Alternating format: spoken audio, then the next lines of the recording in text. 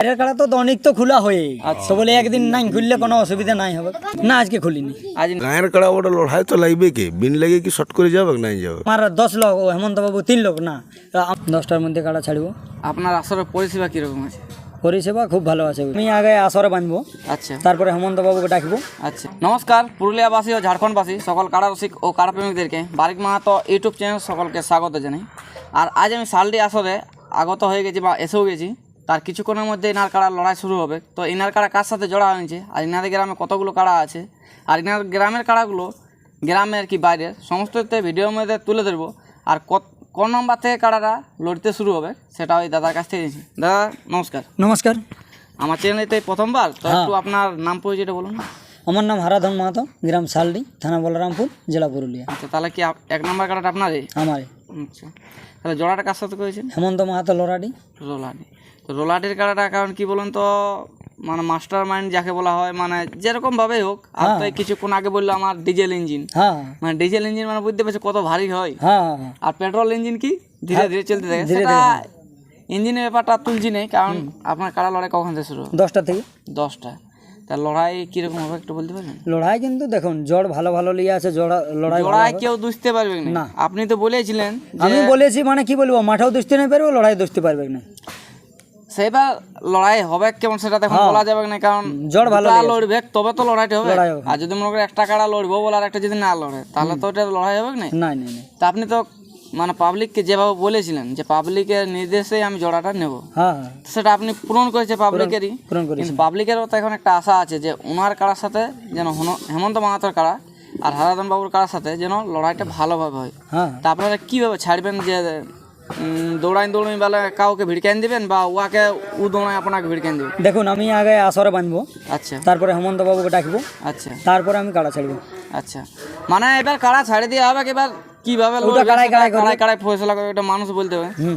তো আপনি আজ কি জয়ী হতে পারবেন যেহেতু শত্রুঘ্ন বাবুকে পরাজয় করে? এখন শুনুন, এখন বলা যাবে না ওটা। ও মানে কি বলতো ঝান্ডি ঘোলান নিয়েছে, ঢাপান নিয়েছে, এবার উঠাবে তবে তো বোঝা যাবে যে চিড়ি পড়িল নিষ্কা পড়িল, তারপরে আপনার ঘরে যেটা দান ধরবেন সেইটা দেখা যাবে।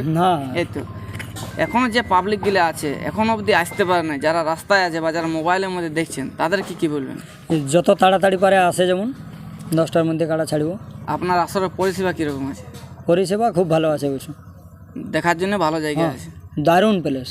আর পাবলিক যে আসবে ভলেন্টিয়ারে হয়তো অনেক মাঠের মধ্যে থাকবে। এটা কিরকম মানে মাঠে থাকবে না খুঁটায় থাকবে? খুঁটায় বসে থাকবে সাইডে বসে, মানে ভলেন্টিয়ারে কোনো পাবলিকের অসুবিধা করবে না। দর্শক কিন্তু আপনারা বুঝলেন ইনার পরিষেবা খুবই ভালো। আমিও মাঠটা এখন দেখে এলাম, মাঠটার প্লেস দুর্দান্ত মাঠ আছে, চারদিকে ফাঁকা ফাঁকা ফাঁকা, কোনো অসুবিধা নাই। মাঝটা মানে ঢিপের মধ্যে হোক লড়াইটা, দু সাইডে ডাউন, আপনারা সবাই বসে দেখতে পাবেন। আর ইনার ভলেন্টিয়ার যেটা আছে সে ভলেন্টিয়ারগুলারও পরিষেবা আমি শুনলাম ইনার মুখ থেকে যে খুঁটায় বসে থাকবে, ওনারা কোনোদিনও কোনো কারণবশতে ভিতরে যাবে না। আর কারা যেই অবস্থা হোক, যেভাবেই লড়াই হোক, যার কাড়ায় পরাজয় হয় আসরের মধ্যে ছাড়াবার চেষ্টা করবে। এটাই আমি মেলা কমিটিকেও অনুরোধ করি। আপনি হেমন্তবাবু কিছু বার্তা দিবেন যে আগাম দেখুন যে আগাম বার্তা যেমন কাড়া ভালোভাবে ছাড়ে। আচ্ছা কাড়ার সাথে 3 জন, 3 জনের বেশি না, আমারও 3 জন, ওরও 3 জন। এটা কিন্তু সঠিক বিষয়। হ্যাঁ, যে 10 লোক, আমার 10 লোক, ও হেমন্ত বাবু 3 লোক না, আমারও 3 লোক, ওর 3 লোক। যা হবে কাড়াই করবে, মানুষ তো কিছু করবে না। তাহলে শুধু মানুষ ঠেক কাছে থাকা বাস, কোনো কিছু অসুবিধা হলে সেটা সাইড বাইড করে ঠিক করে দেওয়ার জন্য। এই জন্যই থাকবে 10 জন থাকলে তো কাড়াটা আলগান তো সাইড করতে পারবে না। তাহলে এই জন্যই বলছি 10 জন 12 জন ঢোকার কোনো প্রয়োজন নাই। কাড়া এগুলা সব লাগনি কাড়াই ওঠে, আর এগুলা নতুন কাড়া লয় যে আসর ঢুকতে অসুবিধা হবে বা আসরে হচপচ হবে, এই ধরনের কিছু হবে না, কারণ কাড়াগুলো সব কাড়াগুলোই খেলে আছে। তা আপনার কাড়ার রেজাল্ট কীরকম আছে?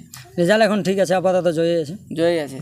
তো আজকে তো হয়তো ভোরবেলা খুলেছিলেন, তো ভোরবেলা খোলার পর মৌসুম কিরকম? না, আজকে খুলিনি। আজ নেই না, তাহলে মৌসুম তো এখন গোয়ালের মধ্যে কি টাইমে না, কাড়া ফাড়া দেখছি আসছে, বাইরের কাড়া তো অনেক তো খোলা হয়ে তো বলে একদিন নাই খুললে কোনো অসুবিধা নাই হবে না।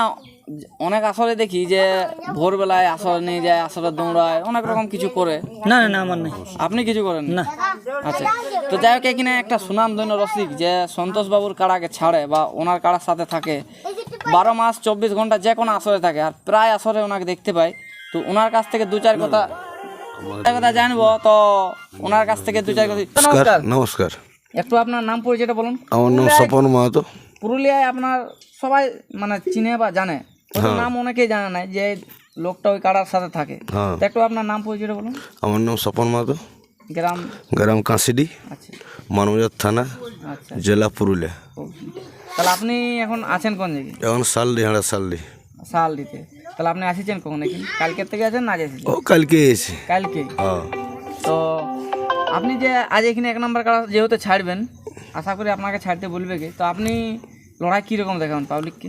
লড়াই দেখো, এখন গাঁয়ের কাড়া ওটা লড়াই তো লাগবে কি, বিন লাগে কি শর্ট করে যাবে নাই যাবে না দেখো, পারুক আর লারুক শেষ জীবন লড়াই তো লাগবে দেখবে কি। কি। হ্যাঁ, সে তারপরে হাত জিতে সেটা আলাদা ব্যাপার, ওগুলো কেউ বলতে পারবে না। হ্যাঁ, পালাতে বাধ্য হবে। কি হবে না ওগুলো কেউ বলতে পারবে না। গ্রামের কাড়া কি পরাজয় হয় না? গ্রামের কাড়াও পরাজয় হয়, হয়। কিন্তু কি বলতো, চোট যদি সেরকম বেজে যায়, যদি হয়ে যায়, তাহলে কোনো করার নাই। কোনো আর তো করার নাই। শত্রু এই কি বলে, হেমন্তবাবুর কাড়া তো একদম বজড় ফার্স্ট বটে। কিছুদিন আগেই দেখলাম যে শত্রুঘ্ন বাবুর সাথে লড়াই হলো, হ্যাঁ, তখন পরাজয় করিস। যেভাবে বজড়টা দিতেছিল ওইভাবে যদি বজড় দিতে হয়, গ্রামের কেন ঘরের কাড়া হলেও ওকে পরাজয় হতে হবে।